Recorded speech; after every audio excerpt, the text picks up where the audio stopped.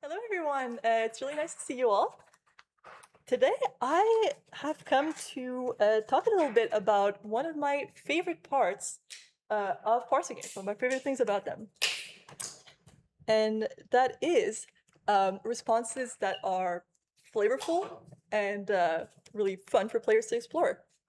My goal for today is to really give you an overview of the topic as a whole.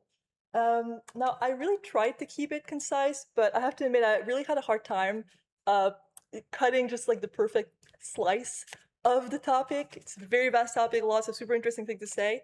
So if some of my slides have maybe a bit too much text or I'm going through them a little too quickly, I'm sorry in advance about that. Don't worry too much if you miss anything, because my plan is to make them as accessible as possible. So they're already on the Discord channel for the talk.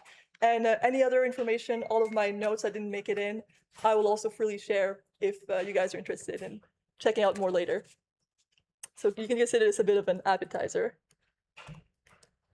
I will also be really zooming in on basically just one very specific kind of game and one very specific category of responses in the interest of time. But of course, a lot of the principles we're going to be talking about are really things that are very universal and could be applicable to other formats, other aspects of game design.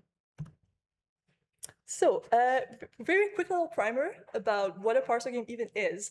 So in a parser game, the player is going to input some text, which the game will then process and return some kind of pre-programmed response to let you know the state of the game world, so you can keep engaging with it, keep going through the story.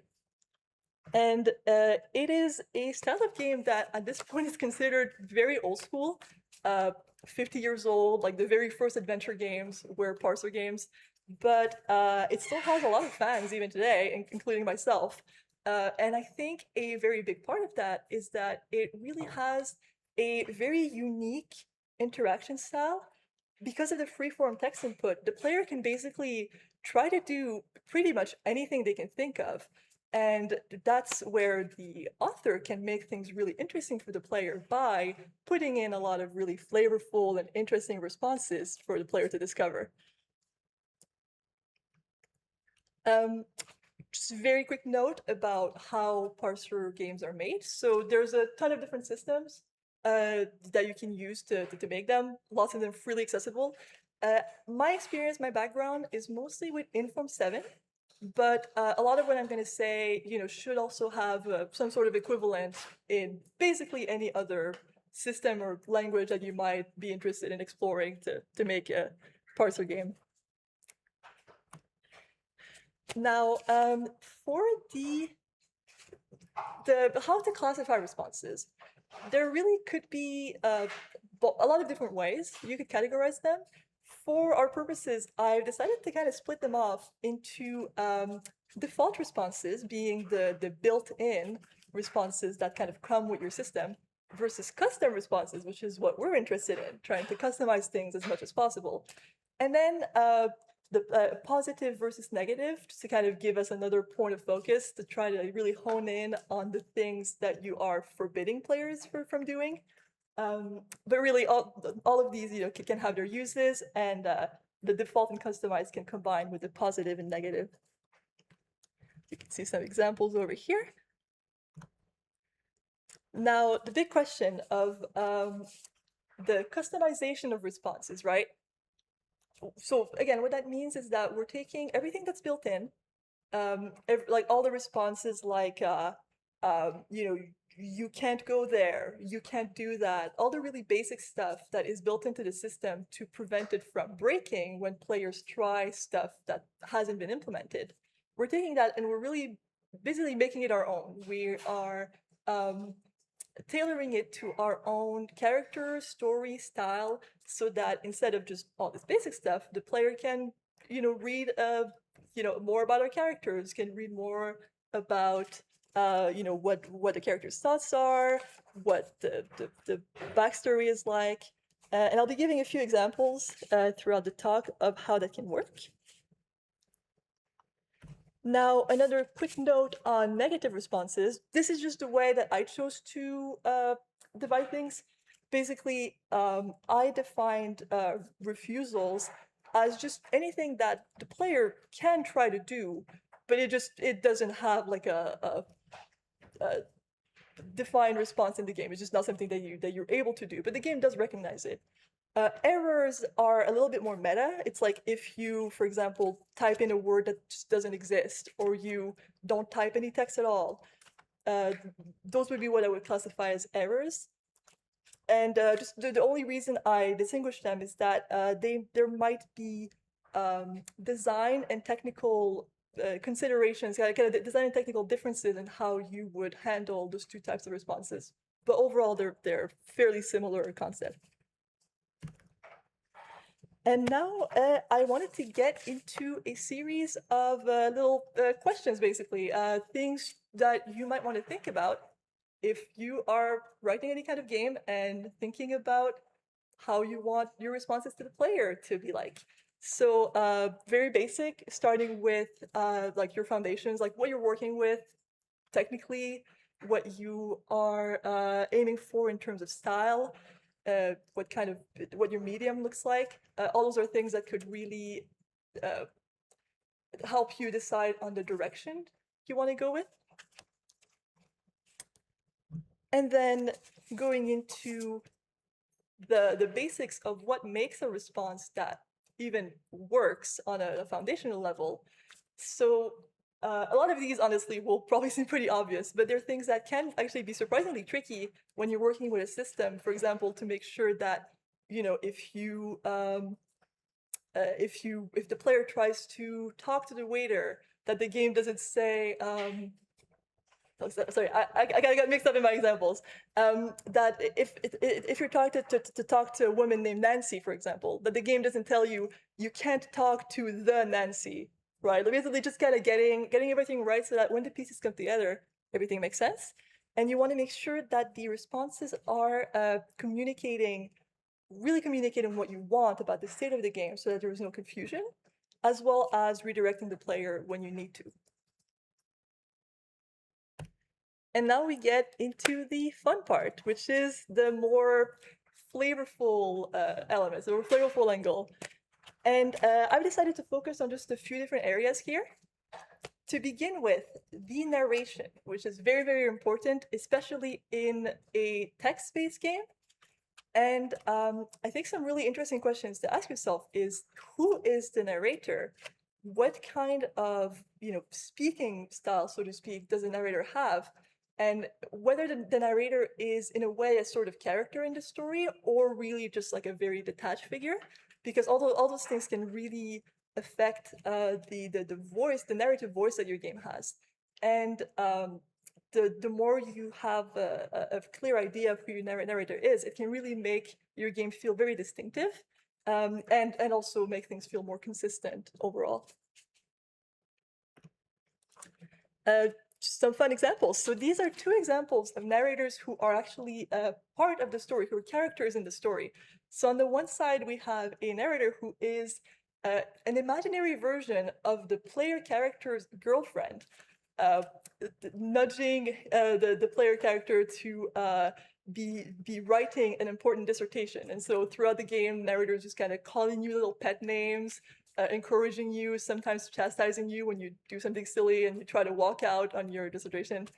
And on the other side, another narrator who also calls you little pet names and nudges you and chastises you, but this time in a more kind of condescending way, with kind of being dismissive of the things that you try to do that don't fit the narrator's goals. And so in those two games, those are really used to great effect to really build the atmosphere and like build a sort of almost relationship between the player and the narrator. Of course, yours wouldn't have to look exactly like that, but that can be one really cool direction that it can take. Now, the player character, obviously, is super, super important too. So trying to define the identity of your player character is, I think, a really big part of writing responses, and especially negative responses, because it will really define, what are the reasons why your character might accept or refuse to do certain things, or what are the ways that the character, feels about actions that you're having him take over the course of the story, right? And oftentimes we can see some very interesting questions about, like, if you tell the character, walk into a volcano, is the character going to just blindly do it without question? And then, if so, it'd probably be like game over, or, why did you walk into a volcano? That was stupid. Or is the character going to have more self-preservation and be like, no, I'm not going to walk into the volcano? What about if you tell them to, steal something from someone? Are they going to accept or not? Like, that can really tell you a lot about the character's inner world and kind of who they are, and really build the style of the story. So a couple more examples.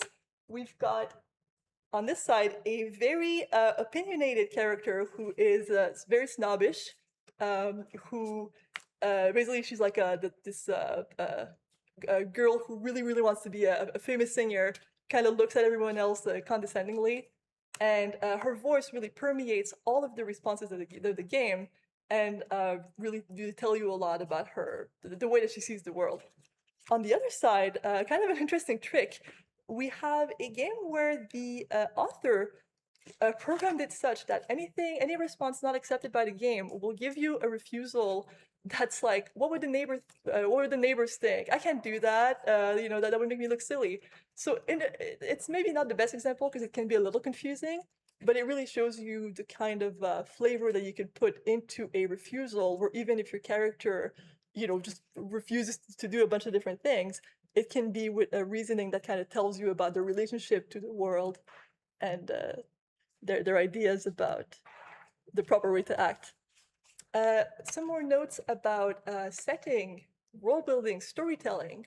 Just generally speaking, I would suggest that any elements of your story that you want to make accessible to the player, but that might not be, you don't want to be necessarily essential, like embedded in your main story, you can kind of portion off into various responses. So as your player is kind of exploring the world, figuring out what's possible and what's not, and just trying different things, they'll get little bits of story here and there that really contribute to their experience of the game. So a handful of examples. Over here we have a wordplay-based game where some of the responses to random things can also contain wordplay, so just kind of building on that. We have one that kind of tells you about your role within the world, your kind of relationship with the other characters in a monastery. One that shows kind of how some targets are okay for a certain action, but not others. Kind of tells you a little bit about the ecology, the relationships again between different animals, and really interesting one where your goal is to translate, to figure out what this character is saying and translate it. And so in that context, all of the refusal responses become basically more chances for you to be looking at the words of this foreign language and be trying to guess at what they might mean, which gives you more context. So actually making the refusals like really useful and helpful in the gameplay. Thank you. And just a quick note that I had many more examples that I was not able to fit into this talk. Again, would be super happy to share them with you all later if anyone's interested.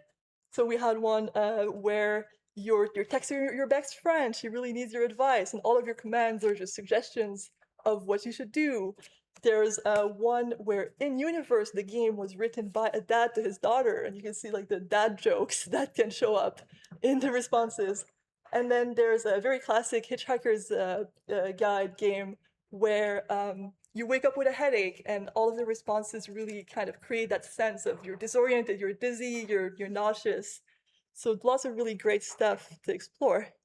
I had a super quick guide in here. Not going to linger on it right now, but just showing different ways within, for example, Inform 7, which is programmed in natural language, that you could do things both with standalone verbs and with other more complex stuff. The really cool trick that I want to point out is that you can use text substitution to insert the word that the player used within a sentence. That can really save you a lot of time, so you don't have to manually craft a sentence for every possible noun. Sometimes you could just like insert it in there. So this is just an example of how you would go about doing errors, which is a slightly different process than responses, but that'll be available later.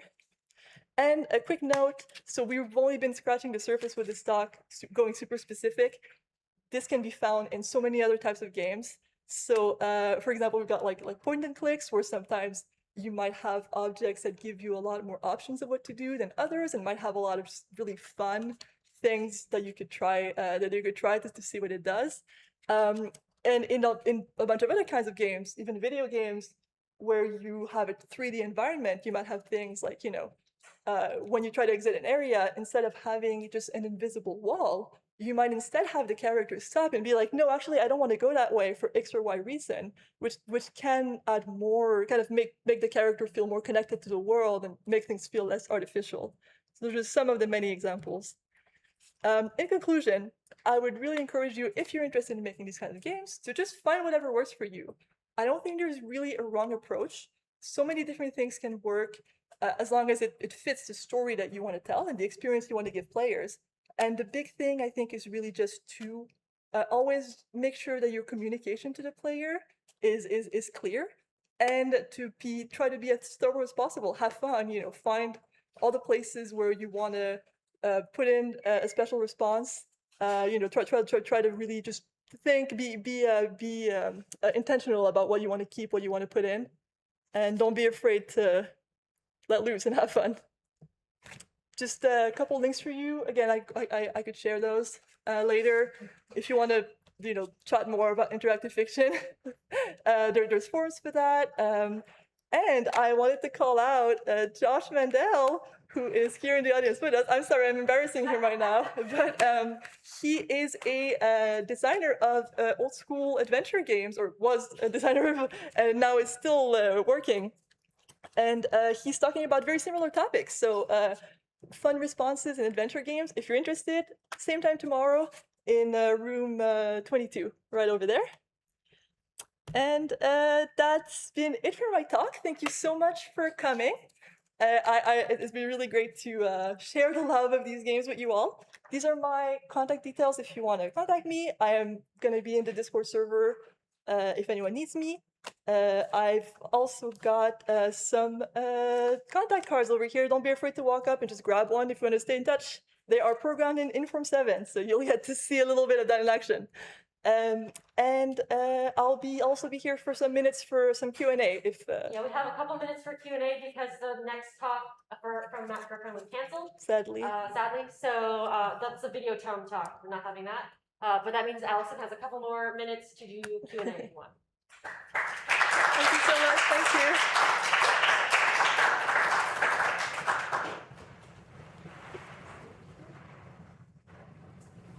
So yeah, just in case there's any questions. Otherwise, you can always hit me up later. No pressure.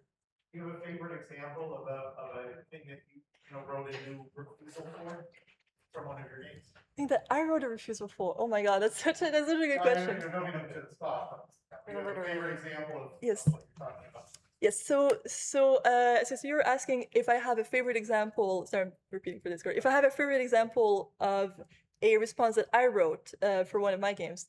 Yeah, that's right, because I've kind of forgot to introduce myself. I am also an author. Been doing it for a few years, and so I've been really interested in learning about this kind of stuff and improving the craft. Honestly, that's such a good question. I can't say I have one off the top of my head. I would be happy to maybe post about it later. I will say the latest game that I made was a game with a character who kind of really wants to be behaving properly and to not be doing silly things. And just like generally speaking, that game, which you can find on my itch.io page called the Little Four, has like just a lot of refusal responses in general, where like almost everything you try to do, he's going to refuse to do. But I tried to make it so that, his refusal of doing those things just kind of tells you a little bit more about the way that he sees the world and kind of the things that maybe he's afraid of, the things that he wants to do but doesn't dare. And working on that game was actually a big part of what gave me the idea for this talk and made me want to talk about it more and just realize that it was just such an interesting topic. But I appreciate the question. I'll see if I can think of a specific example, and if so, I'll share later. Yes, I will take the question in the front first, and then I'll. So a lot of the examples you showed were text-based, obviously. Yes. But I was wondering for more like the old school King's Quest type stuff, if there's any sense or suggestion you have for how to have interesting refusals without upping graphic scope. You know what I mean? I see what you mean. I see what you mean. So yeah, and that's definitely a big issue. Oh, sorry. Yeah, I'm sorry. I'll repeat the question. So you were asking if for games that have a big graphical component, how we can implement a lot of different responses without increasing the workload, right, for making more graphics and such. Which again is a really good question. I can't say I have all that much experience with it, so I don't feel super confident in talking about it. It is a topic I think that's really a big thing, and I think a big part of why a lot of those games are purely text-based, because if you have to draw graphics for everything, it just gets overwhelming.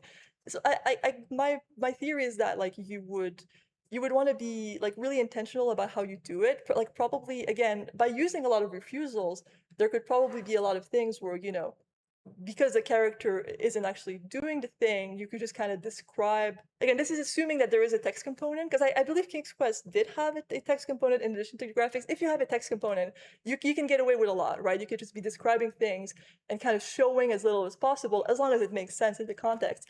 With a game that really relies like a lot more on the graphics, or even graphics and narration, that I think would definitely be a big design problem, and you would probably need to be very carefully choosing what you allow the player to do. I still think there's a lot of ways that you could let the player kind of bump against walls, kind of experiment, try things, but you'd probably need to just be constraining it more, is my guess. I don't know if that helps, but that's a great question, and I'd be happy to maybe see if I can post a bit about it a little bit later in the Discord channel if I can think of anything else. And Josh Mandel has actually worked on the King's Quest series, so he might be able to talk a little bit about it. Maybe tomorrow there's going to be some insight about that at his talk, or you can ask in the Q&A. That would be a great one to ask. So there's actually some questions from Discord. Okay, I'll take one from Discord, and then I will actually, well, I'm going to do Discord, and then we can go to you, okay? Okay. Yeah. So sorry, we're just going to do one from Discord, and then we'll get to you. Okay, so the question is, in your exploration, what are you learning about the creators who put a lot of time into this as far as strange areas that they find important to reinforce with a lot of response coverage while not covering other things? Okay, sorry. You could hold my phone. Thank you so much. Thank you so much. Okay. Okay, so what am I learning about creators who have put a lot of time into it? As far yeah, I think I get it. So basically, so asking about games where creators really put a lot of energy into very specific areas of exploration that might be a little out of the way, I think, or a little unusual. When I think about it, is I think that it can be really, really great. I would advise people to maybe be mindful of how you spend your time, right? To not overwork yourself trying to have a perfect response to absolutely everything. And that's why one of my points was actually, if you can, it can be good to have some kind of blanket responses, generic responses, which are still styled by you and still convey a lot of your your story and stuff, but can be applicable to groups of things.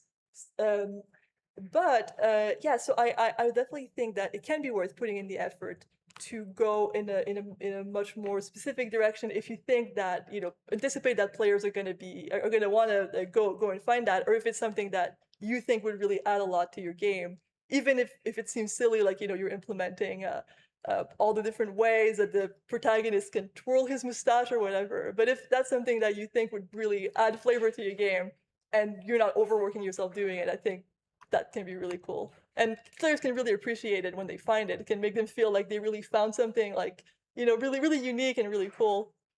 So I don't know if that answered Matt's question, but I think it should, and we'll be in touch on Discord. Yeah. And sorry for making you wait. I do want to hear your question.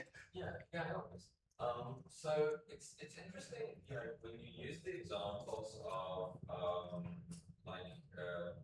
I think the one is Life is Strange, and then the other one is maybe like old LucasArts games. Like the combinations between like verb and noun are very limited.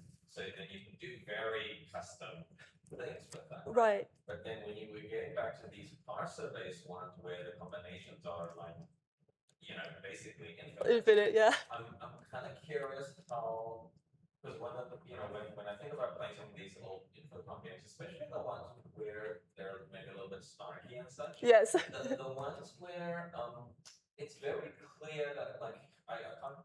You had some examples there where the prompt actually matches the response pretty well, but then there are other ones where Yes, it is. like there's been times when I type something and they have some kind of snarky response, and it's very clear that the designers don't actually know, they didn't actually cater to the thing that you typed, but maybe they regurgitated that word, like you said, store it in a thing. And for me, that was always the kind of negative fourth wall breaking, where like, yeah, it doesn't actually know what I'm typing, but it's pretending like it does. Yeah. And then I kind of, in those cases, I almost felt like I would rather just have a default response and such. So I'm kind of, so I guess my question here is that, like, how do you navigate this in a way that, like, if you don't know what right, customized ones, yes, you know exactly what they're typing, and just refusing that. But if you don't know what it is that they're doing, like, what are the good strategies to do that in a way that still doesn't make them that would handle that elegantly, yes, without running into the situation? Yes, that is a super good question. So I think I can still take a couple minutes to answer it, right? It's not quite. So yeah, just to repeat, so you're basically asking about ways to make responses that will, I guess, feel. I'm trying to rephrase it for this going that will not be coming across as like kind of incongruous with what the player wrote, and will kind of work no matter what the player tries to write, basically. Yeah, that is something that I've thought about a lot. I'm not sure there's like really a perfect solution to it. I do think that, so yeah, those kinds of like blanket responses, right? Of like I didn't understand what you wrote, so I'm giving you a response, just to make you understand. The way that I see it, there's kind of two different angles to it. First, I've seen the people just kind of be very like outright about it, right? Kind of break the fourth wall, being like, okay, this is just a meta message, like not in the context of the game. Just let you know, I didn't understand what you typed. Please type something else that I understand. That can be one approach. Depending on how it's done, it can keep those messages kind of out of the way. Just communicate to the player clearly. I do think, though, that there can be ways to write blanket responses in a way that, I hopefully could work for just about anything, even if it's not perfect. So, for example, just one example that I had in mind is, so the basically every system needs to have a response for when you use a noun that doesn't exist in the game, that hasn't been programmed, or at least in your vicinity, in the room. And there's different takes on that. There's like this noun is like elephant is not used in this game, or like the elephant the elephant is not important to the story, or you can't see any such thing. And I would say my approach would be to try to write a response that kind of catches kind of any potential scenario, ideally. So to give an example, my variation on like you can't see any such thing was like that's not something you can see right now. So it was in first person. That's not something I can see right now, or if it is, it's not something that holds my attention. Like it's not important. So I'm not saying that this is a perfect example, but essentially, I guess to summarize my response to you, it would be that I think it is possible to some extent to write something that could kind of catch, but at least most of, if not all of the different cases. And it's probably never going to feel, perfect to the player, because no one really, like a lot of people, when they type something, they really want to see like a special response, which is why it can be good to try to be as thorough as you can, right? Like every thing you think the player might try, it's really good to put in a custom response. But if there's something that does fail, yeah, just to be kind of thoughtful about how you phrase it, so that so that it's not going to be weird if there's a crow and the player types look at bird, and the game tells them you can't see a bird here, right? Because you forgot to set bird as a synonym for crow, for example, and instead to maybe have, well, either be careful about putting your synonyms in, but also write a response that doesn't confuse the player or doesn't make things weird. Does that make sense? But yeah, and again, I would love it if you have any more questions. I would totally love to talk about it. And again, Josh might also have some insight later, so I would totally. I'm sorry, Josh. I know I'm referencing you, but I have read some of what he's written, and it's really great. So I would totally encourage you guys to go and benefit from his knowledge. And thank you so much again for coming to my talk.